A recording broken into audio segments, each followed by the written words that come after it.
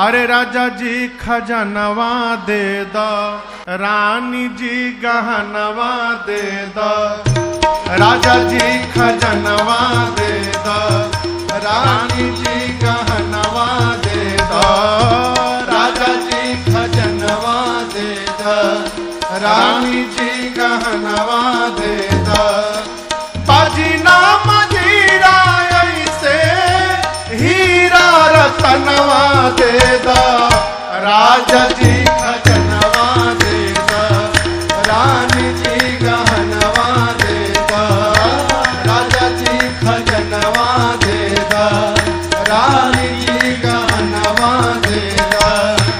बाजी नाम जीरा ऐसे हीरा रतनवा दे दो। राजा जी खजनवा दे दो, रानी जी गहनवा दे दो। राजा जी खजनवा दे दो, रानी जी गहनवा दे दो। और का चाहिए? तहलका हंसुली काड़ा छाड़ा, बाजू बंद झुमका डाड़ा। हल्का हंसुली काड़ा छाड़ा, बाजू बंद झुमका डाड़ा।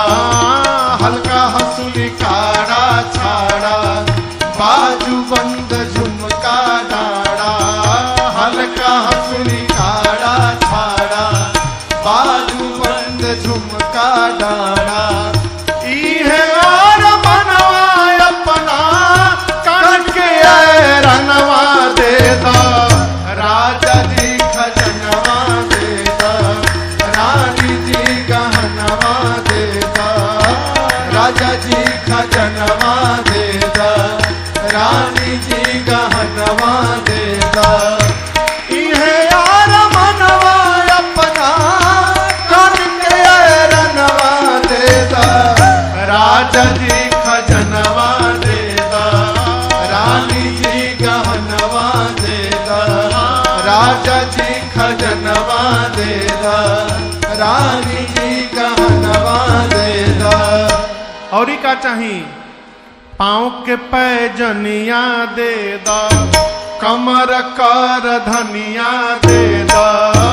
पाँव के पैजनिया दे दो, कमर कर धनिया दे दो। पाँव के पैजनिया दे दो, कमर कर धनिया दे दो। पाँव के पैजनिया दे दो, कमर कर धनिया दे दो।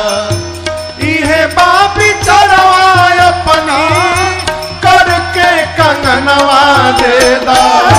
एक दासी चुपचाप खड़ी थी। महाराज बोले तहरा का चाहिए? वो बोली हमारा तो कुछ ना चाहिए, इहे इच्छा मनवा माही। हमारा तो कुछ ना चाहिए, इहे इच्छा मनवा माही।